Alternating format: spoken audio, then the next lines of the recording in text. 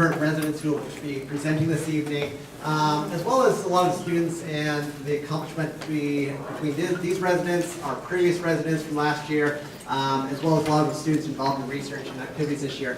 And to show that, some of you have seen the slide going through the presentation as you walked in here, but just since basically January this year,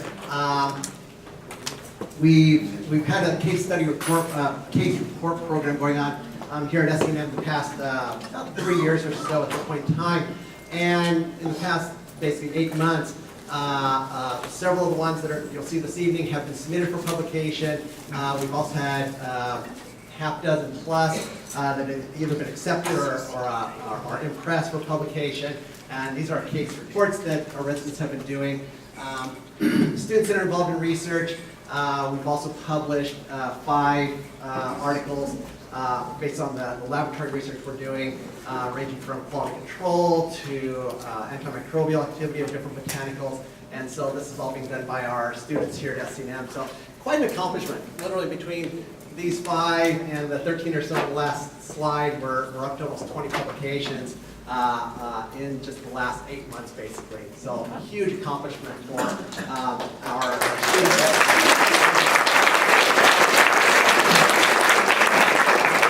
Thank you from all of them.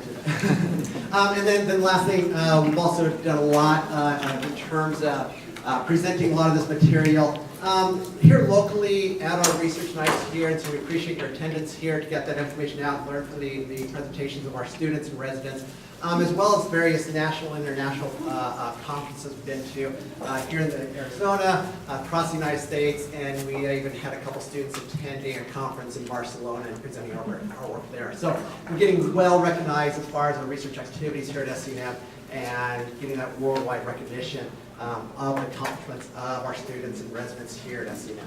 So, I guess the last thing I want to say is we do a research night twice a year, so we kind of break it up into 2 different parts. The current one obviously is more of the work done by our residents and case studies that they've been involved in.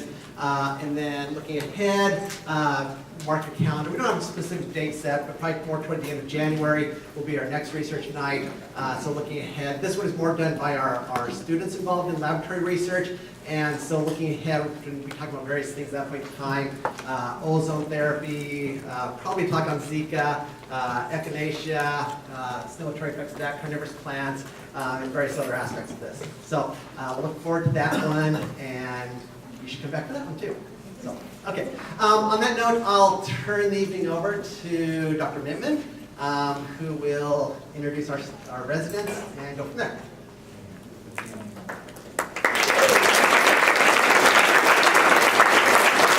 Thank you very much.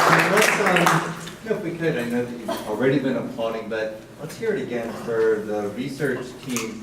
Because we have, I think, out of a school of about 400 students, we have between 50 and 60 students who are involved in research at SENM.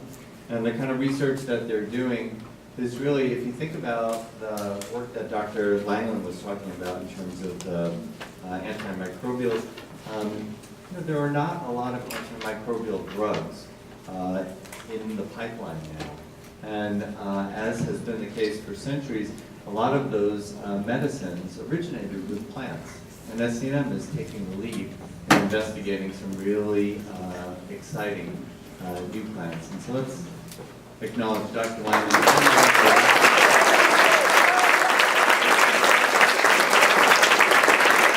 I was a resident in 1985 and 1986 at National College of Naturopathic Medicine. And we did not have any kind of scholarly activity component to the residency. It was really about honing our skills as clinicians, and there was a teaching component too as we worked with other students. On the other hand, the students, the residents who are here tonight, we have 9 presenters. 7 of their studies have already been either published or accepted for publication, which is quite extraordinary.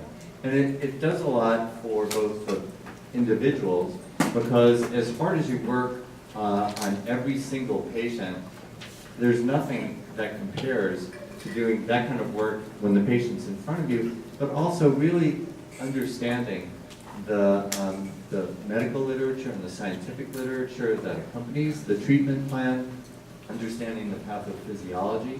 And then for the profession, it's really important because these are the kinds of publications that, a case study in and of itself is not going to create a new treatment for either a condition or a group of conditions or a group of patients, but it's often the catalyst that sparks scholarly activity and research among other researchers. And if you take a look at the presentations that we're going to see tonight, conditions like psoriasis, Bell's palsy, and some of these other conditions, these are not just serious conditions, but they're conditions that in many cases are refractory to treatment. And so I want to really congratulate the work of our residents who are rounding kind of like the home stretch. Their residencies end the end of September, and then in October, they're off to the next phase of their careers. Our first presenter is Dr. Jason Allen. And I think that many of you have bios in front of you. You've got the booklet here. But one thing I do want to point out is that in addition to the study that Dr. Allen is presenting, this case series, he already has a publication on the treatment of refractory migraine, which is another condition that is hard to treat and quite debilitating.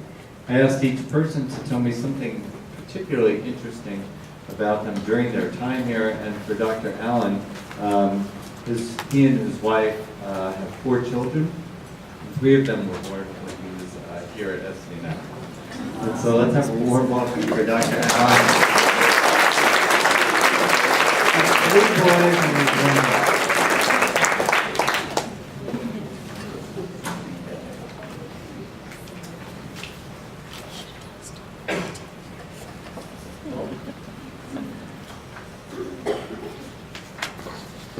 Can you hear me now?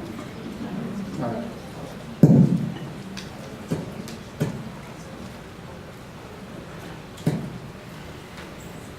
Thanks for coming. It's good to see you all.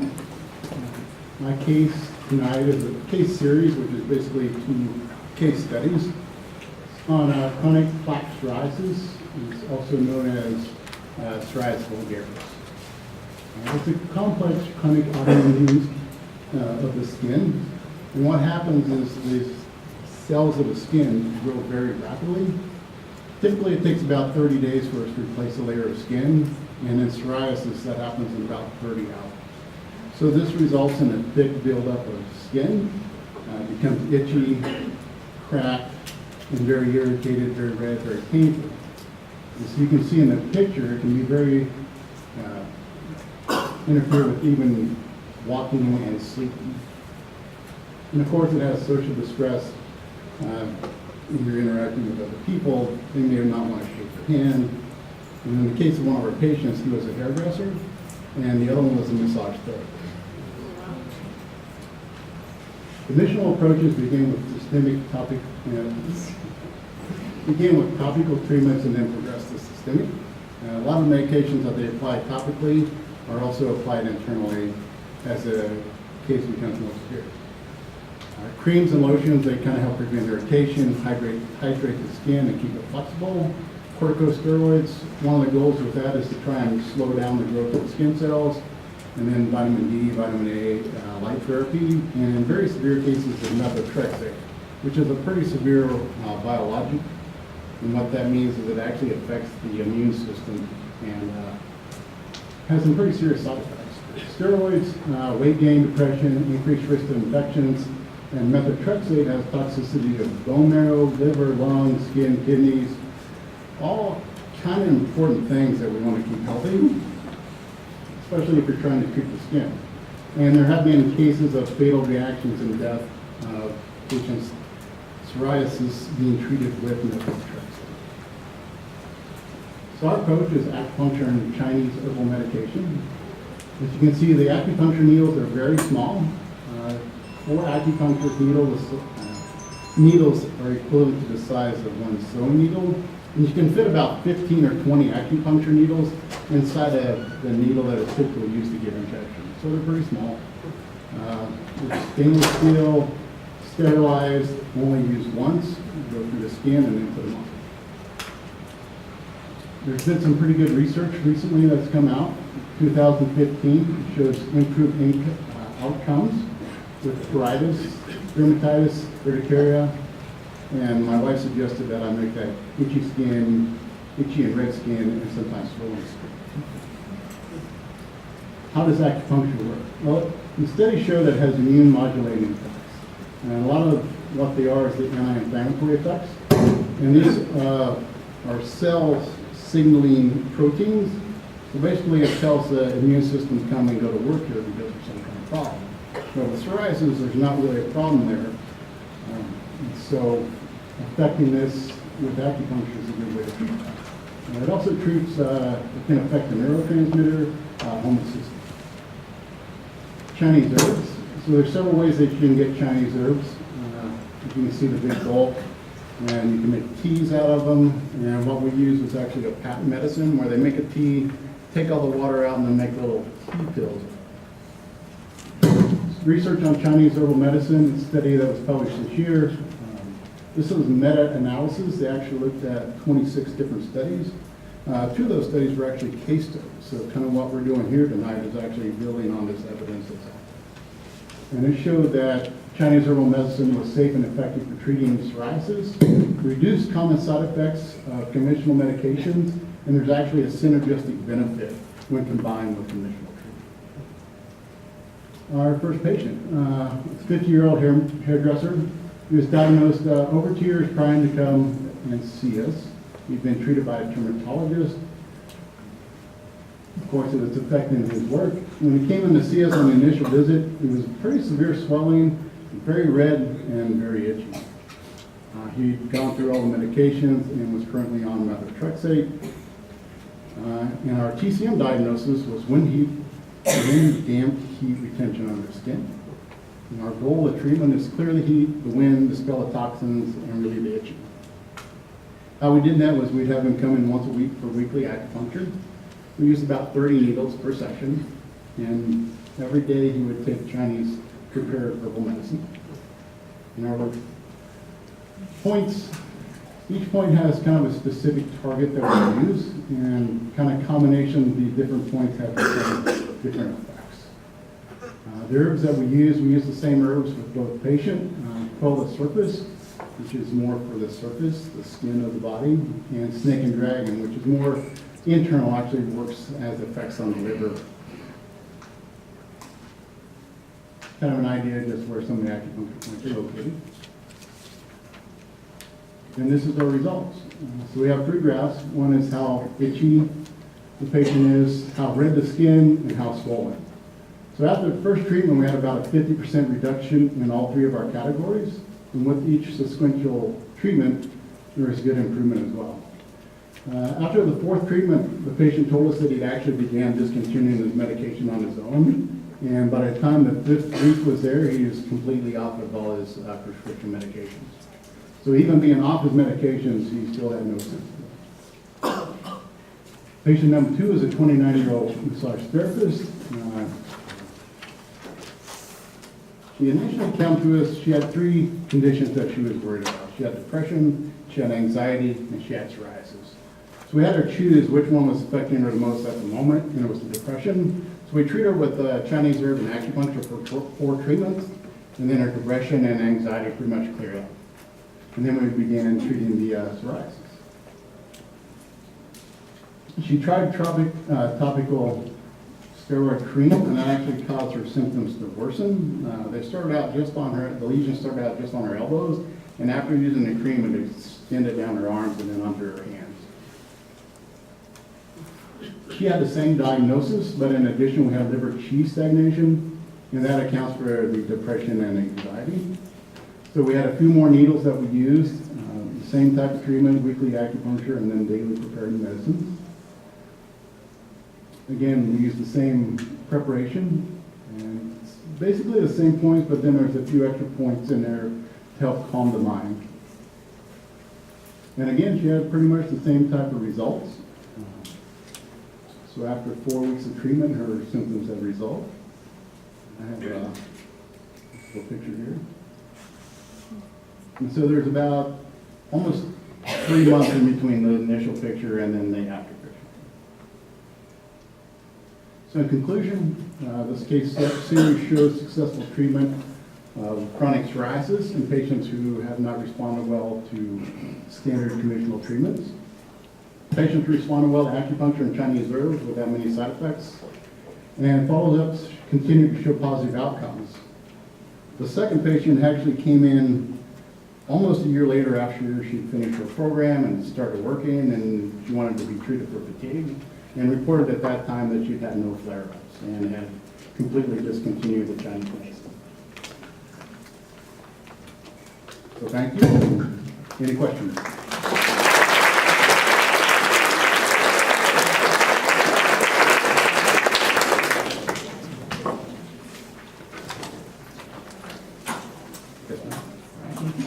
Jason, I have one. Yeah. Did you give any other treatment or any other education, or did you just simply restrict the visit to the TCM? Pretty much just TCM. We did recommend that they make some dietary modifications, cut back on hot, spicy foods, greasy foods, and foods high in sugar. Both patients? Yeah.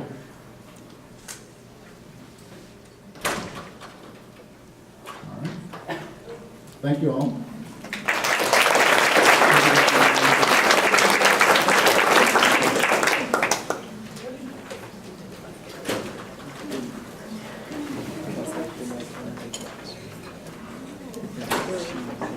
Okay, thank you, Dr. Allen. Before we go on, throughout the night, I'm going to ask a few people to stand up. See two members of our Board of Trustees who are here and one trustee emeritus.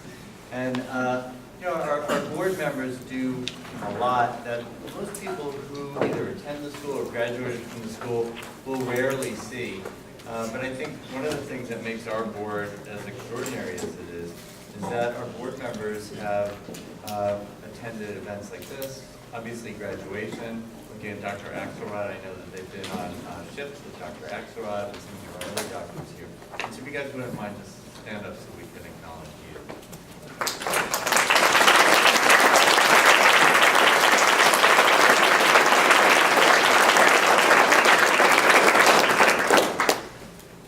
So, next case is also an acupuncture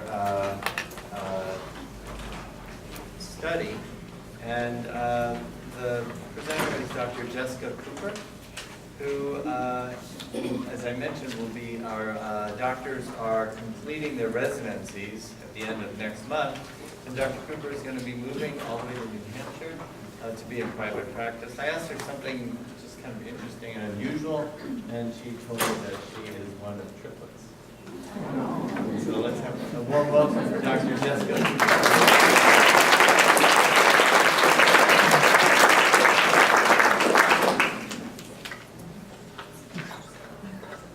Can you hear me okay? Yes. Well, good evening. And as Dr. Whitman mentioned tonight, I will be talking about enhancing recovery from Bell's palsy with the treatment of acupuncture. And just a heads up, I apologize, I have a little bit of a cough from a recent cold, just bear with me. So to start out, I'd like to give you a little background about Bell's palsy. So it is the most common cause of acute unilateral facial paralysis.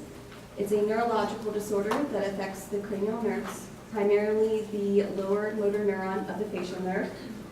There are very different triggers to this condition. Some are exposure to extreme cold temperature or wind, autoimmune disorders, microvascular disease such as hypertension or diabetes mellitus, infections such as Epstein-Barr virus and Lyme disease, and other contributors may include the reactivation of herpes simplex type 1 and herpes zoster in the cranial nerve ganglia.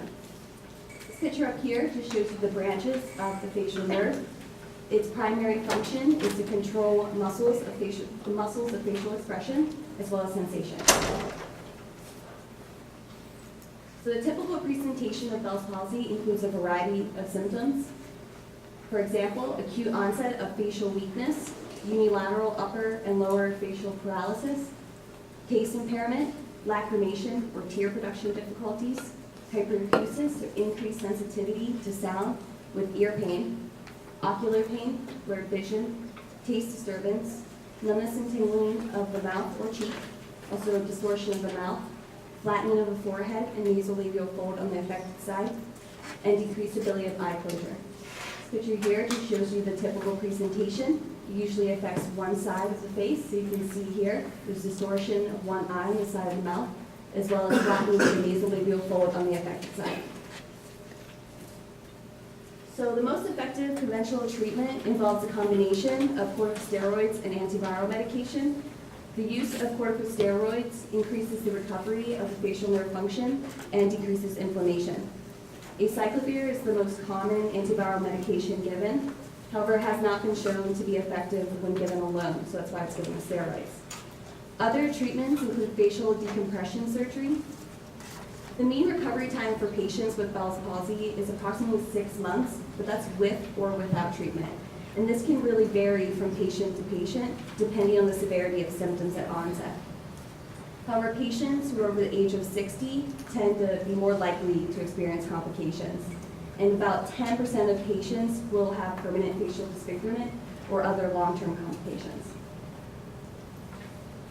So to give you a little more information about acupuncture and its role in treating Bell's palsy, it involves the use of small sterile needles that are inserted into certain points determined by the practitioner. These points are primarily chosen based on the patient's presenting signs and symptoms. The points are located along channels, also known as meridians. The most common meridians affected in Bell's palsy is the stomach, gallbladder, and liver meridian. These points can stimulate the free flow of qi, otherwise known as energy, and remove obstruction in the meridians, therefore helping with symptoms, improving symptoms.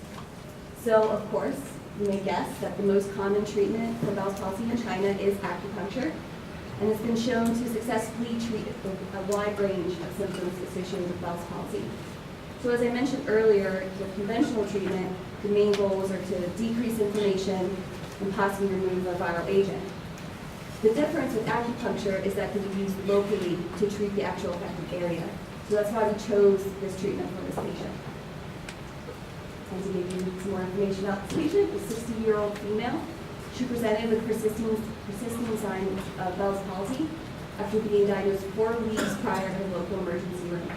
At that time, she received the typical combination of acyclovir and prednisone.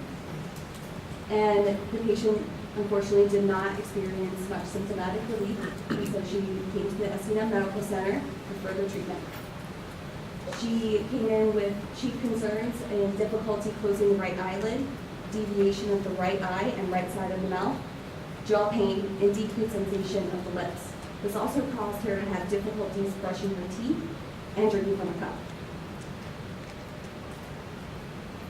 So upon initial assessment, the patient was given a traditional Chinese medical diagnosis of external wind, stirring up internal liver wind, and traditional Chinese medicine philosophy, or TCM philosophy.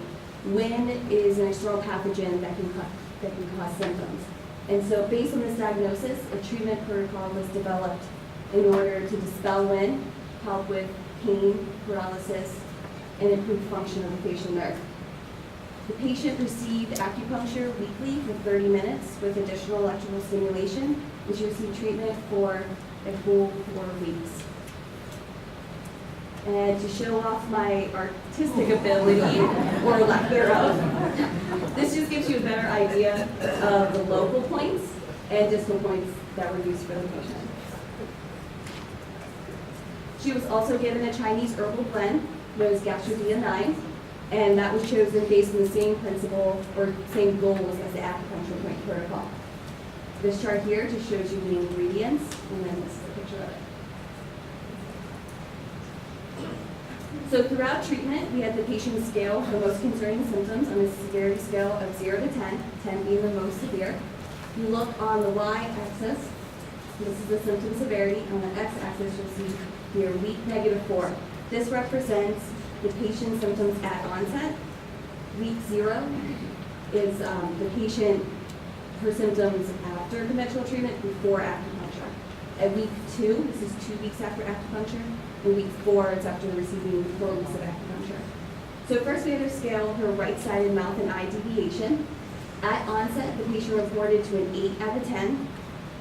After conventional treatment, she reported to a very slight decrease in deviation, down to a 7 out of 10. After 2 weeks of treatment, it further decreased to a 5 out of 10, and after 4 treatments, it went down to a 2 out of 10. Next, we had the patient rate her lip paresthesia or tingling sensation. So at onset, she reported as an 8 out of 10. After conventional treatment, it remained the same, again, 8 out of 10. After 2 weeks of acupuncture treatment, it decreased to a 4, so that's 50% decrease. And after 4 weeks of treatment, it further decreased to 2 out of 10. Lastly, we have the patient scale her jaw pain. At onset, she rated it as 8 out of 10. After conventional treatment, she actually reported to a slight increase in pain at 9 out of 10. After 2 weeks of treatment, it went down to 5, and then after 4 weeks, decreased to 2 out of 10. So in this particular case, the patient reported to no significant relief after following her conventional treatment. However, following the acupuncture and traditional Chinese protocol, the patient reported to an overall 50% reduction in symptoms after 2 weeks, and then a further 75% reduction after 4 weeks. The patient did receive further acupuncture, about 4 more treatments, and is currently no longer symptomatic. So clearly, this case demonstrates the effectiveness of acupuncture and TCM in accelerating recovery time and decreasing residual symptoms associated with Bell's palsy. Thank you.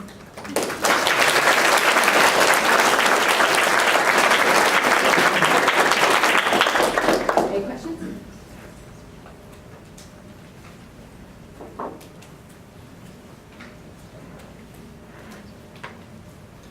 So for those who might not be real familiar with acupuncture, a lot of the diagnoses, downwind or things like that, sound a little bit out of the ordinary.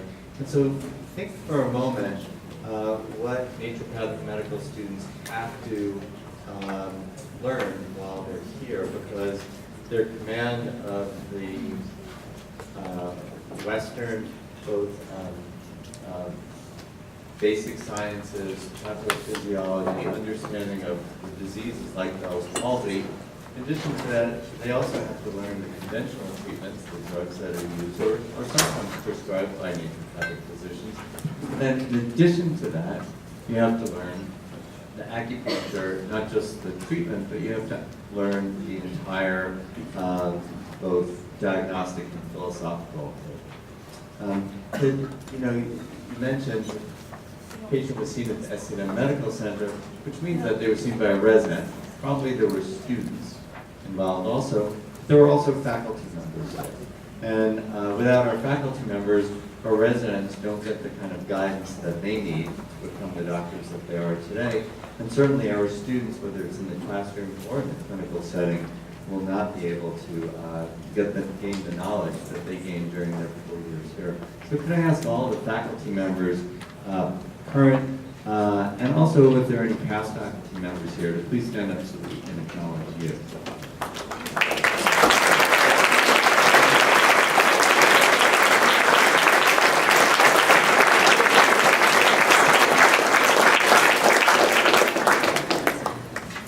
Our next presentation, another acupuncture. Michaela Faulkner is going to share a treatment for lisinopril-associated diarrhea. So this is caused by a drug, so any iatrogenic caused diarrhea.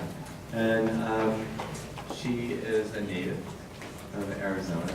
And I asked her what was the best thing about being a resident over the last year. And she came up with coming into her doctorness.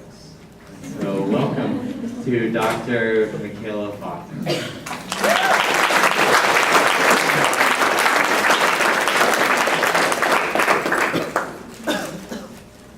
In my pockets, they're in my hair. So I hope you guys won't put you on the board because we're going to talk about diarrhea here for a second, so sorry. So I did my case, like Dr. Mittman said, on acupuncture for the treatment of lisinopril-associated diarrhea. So some background on lisinopril. It's a medication and it's used for the treatment of high blood pressure, heart failure, and after heart attacks. It works by inhibiting angiotensin converting enzyme, or ACE. ACE, in turn, in the body, produces angiotensin 2. That goes ahead and narrows the blood vessels, which increases the blood pressure. Angiotensin converting enzyme inhibitors inhibit that step and therefore help to lower blood pressure.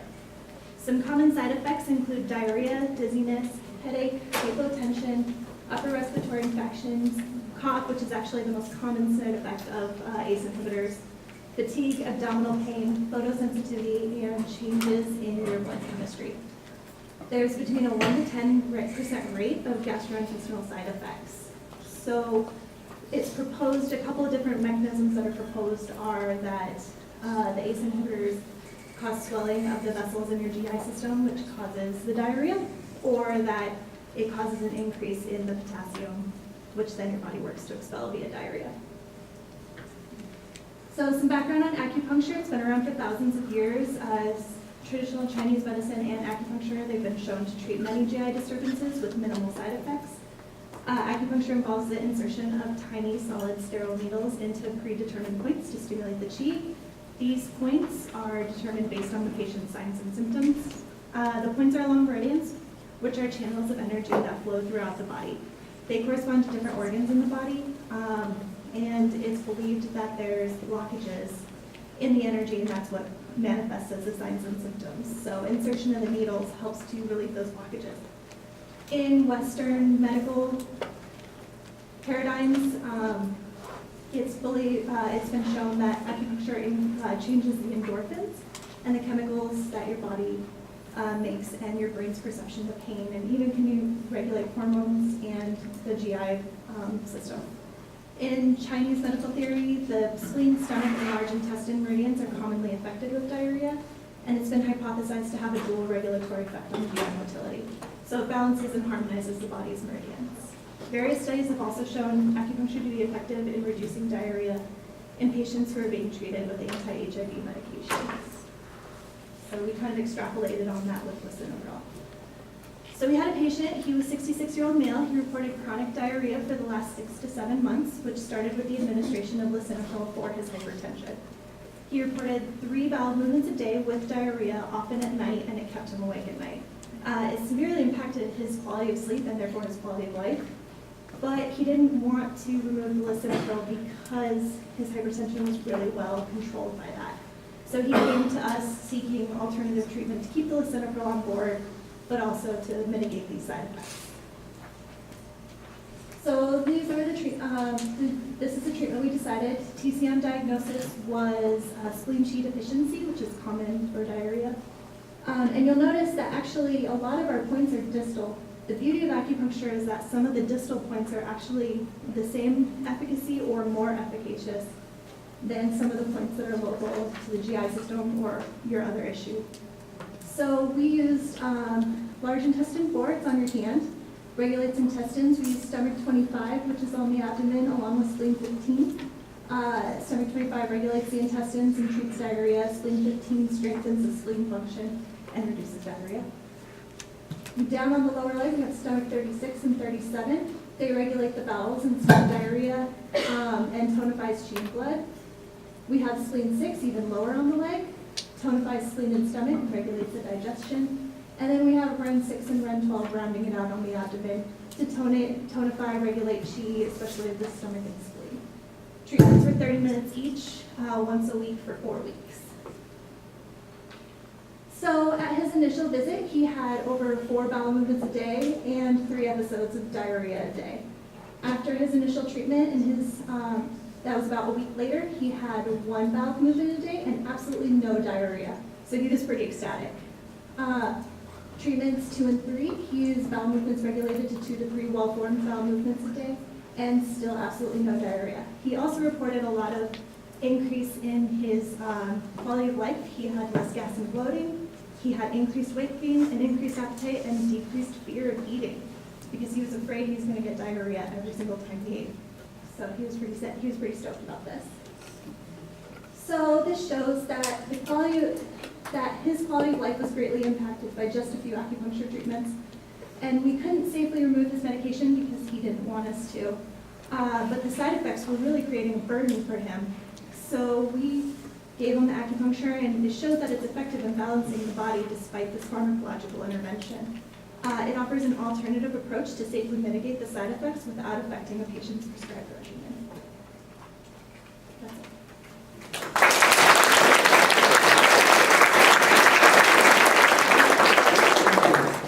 Was it just a TCM, or did you use dietary or nutritional supplementation to support that? Just acupuncture. Thank you. Yes. Did it maintain? How many treatments did you do ultimately, and how long did it maintain? Was it just the 4 weeks? Yeah, we just did the 4 treatments, and after he came back for some shoulder pain, but never had the diarrhea. So, any others? Yes. The patient also had a cough. I don't remember if he did or not. I don't think he did. Anything else? Yes.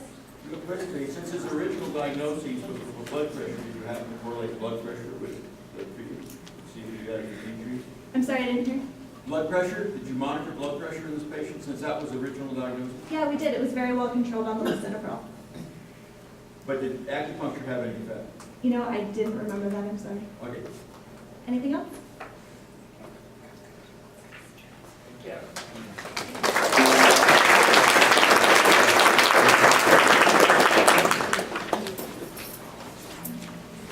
Can I ask all of the students who are either currently or have been engaged in research, either with Dr. Langland or some of these other clinical studies, to stand up who you are?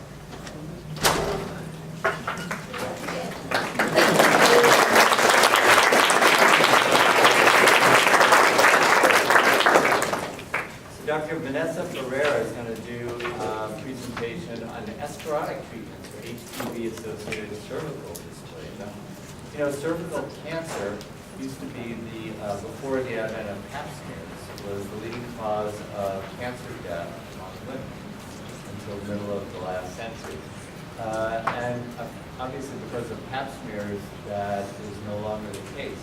Unfortunately, HPV, or human papillomavirus, has increased the number of cases of cervical dysplasia and cancer, but it also can cause other types of cancer, including lung. Esclerotic treatment is an old naturopathic treatment, so I'm really glad to see this being presented tonight. Dr. Ferrer is going to be moving into private practice, and one of the things that she shared is that her parents recently moved to Portugal, which is good because she likes to travel. So let's have a warm welcome to her.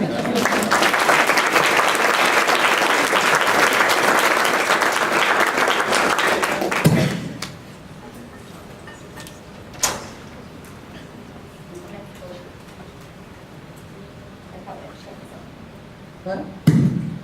Okay, you can hear me, right? All right. So this is a case series that I'm going to be presenting, and it's just basically reporting on a successful alternative treatment, known as esclerotics. We treated 3 women who tested positive for HPV. So HPV, human papillomavirus, it's a virus that can infect squamous epithelial cells causing, squamous epithelial cells causing warts or mucous membranes, leading to cell dysplasia, pre-malignant or cancerous.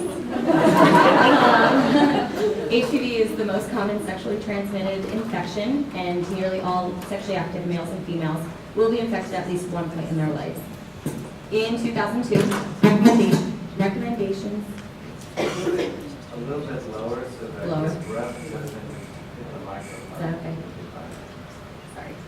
In 2002, recommendations for HPV screening became incorporated into the cervical cancer assessment, and according to the American Cancer Society, this has dramatically decreased cervical cancer incidence and mortality.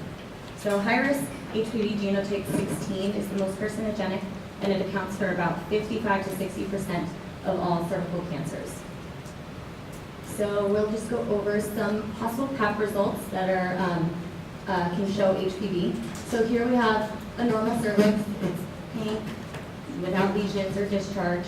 And then after receiving a PAP, some of the results can be ascus or agus, and that's basically just cells of undetermined significance, so further testing is required.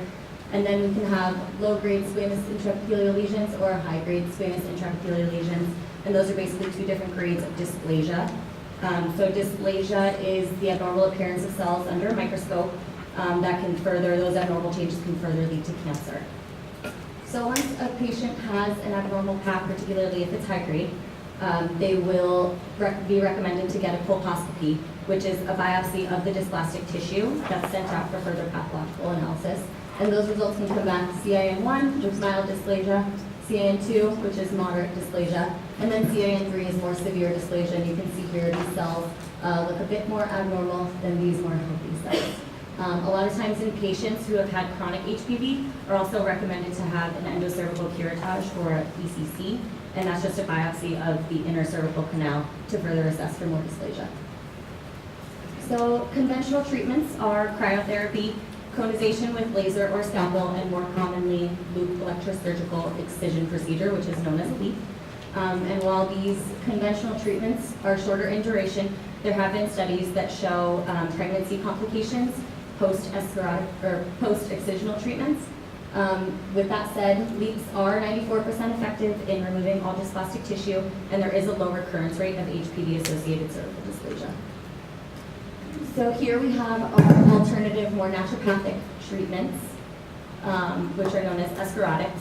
And during escharotic treatments, there is local treatment to the cervix, there's oral immune support, and there's also intravaginal healing support. During the in-office protocols, bromelain's used, zinc chloride, Sanguinaria canadensis, and Calendula officinalis succus. There actually are no studies out there that show any complications during pregnancy after escharotic treatments. So here we have our 3 patients. So patient 1 was a 44-year-old female. She did have a history of a LEEP procedure, and her PAP came back high-grade HPV positive. Her colposcopy revealed CIN2 lesions. Patient 2 was a 21-year-old female with no abnormal PAP history, and her PAP was also high-grade HPV positive. Her colposcopy revealed CIN2 and CIN3 lesions. Patient 3 was a 28-year-old female with a history of a LEEP as well. Her PAP came back ascus, but it was HPV genotype 16. So her colposcopy revealed CIN1, 2, and 3 lesions, and she was also ECC positive. So this is the escharotic protocol. It's a 10 treatments, 2 treatments per week for 5 weeks, and there's typically 2 days in between treatments. So they start out with bromelain powder, and that's applied to the face of the cervix and exposed to heat in order to activate the enzymatic process. And then the bromelain is cleaned off with Calendula succus, and a mixture of zinc chloride and Sanguinaria canadensis is then applied to the cervix. And zinc chloride and Sanguinaria are known as escharotics, which means that they're corrosive substances that cause the tissue to die and form a scab, known as an eschar. And then that solution is rinsed off with Calendula succus, which is left on the cervix for its healing and soothing properties. And then at the end of treatment, 2 VagPak suppositories, which are explained later, are placed against the cervix for the patient to go home with. So here we have some images. These are colposcopic images of patient 3's cervix immediately after escharotic treatments 1, 3, 5, 7, 9, and 10. And this is basically to demonstrate what the cervix undergoes during escharotic treatments. So here you can see decomposition of the topical cells of the cervix, and then eventually there is a scab formation known as the eschar, and that scab falls off, allowing for new and healthy cell growth, ideally devoid of the HPV virus, and the cervix goes on to heal from there. I know these pictures are a little, they look a little bit invasive, but the patients actually report very minimal to no discomfort during or after the treatments. So after the 10 treatments, 2 weeks after the 10 treatments, the patients are given a 4-week at-home protocol to follow, which is alternating vaginal suppositories, oral support, and also an antiviral botanical tincture. They're also recommended to decrease their risk factors by condom usage, smoking cessation, eating a diet that's high in fruits, vegetables, and fiber, and low in animal fats, just to further enhance the immune function. So here's just a summary. We'll recap our patients a little. So patients 1 and 3 did have a history of leak procedure. They may have had reinfection with the HPV virus. Either the leak was non-successful or they were subsequently reinfected. All their PAP results were HPV positive. Patient 3 was type 16. The colposcopy results ranged from CIN1 to 3, with patient 3 being ECC positive as well. So 8 weeks post-treatment, they had a repap. Patient 1 came back low-grade CIN1, which was an improvement from the high-grade CIN2. Patient 2 reverted back to normal cells, and patient 3 was low-grade as well. So patients 1 and 3 did continue on oral supplementation, and then there was another repap 6 months after that treatment. And patient 1 reverted to normal, patient 2 stayed normal, and patient 3 is currently in treatment with positive outlooks, so I will get back to you on that. So basically, the results of this case study demonstrate the successful treatment and resolution of HPV-associated cervical dysplasia using an escharotic treatment. Historically, the herbs and the supplements used in escharotic treatments have had success in aiding in the reversal of cellular dysplasia and clearance of viral infections. Although escharotics are known as a form of ablation, they are a lot less invasive than removing layers of the cervix, particularly for women who are of childbearing age and do not wish to incur any possible difficulties during pregnancy. And also, all these women were candidates for both conventional and alternative treatments. So this case study was not meant to support one protocol over another. It was simply to show that there is an efficacious alternative for people looking for a non-excisional treatment. And that is it. Any questions?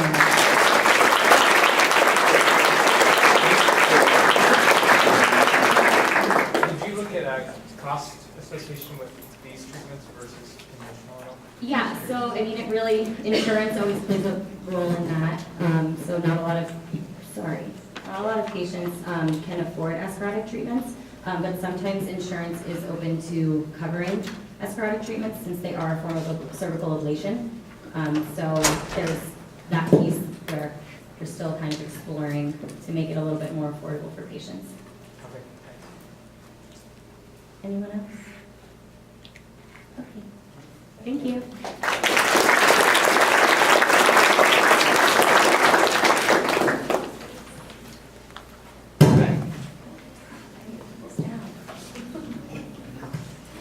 Our next presenter, Dr. Laura Kwiatkowski, is finishing her second year as a resident. And I didn't have to ask her for background information because at graduation, I usually go around after graduation, try to meet as many families and say hi and shake hands afterwards. And when I met her dad, he told me that she was an NCAA golfer in college. And so when the college had to have a foursome for a charity tournament, we recruited her to be our ringer. We shaved about 10 strokes off of our game compared to the previous year. So Dr. Kwiatkowski is going to talk about small intestine bowel overgrowth, SIBO, which is very interesting because really probably 10 years ago there was not even a diagnosis called SIBO. So let's hear from Dr. Laura Kwiatkowski.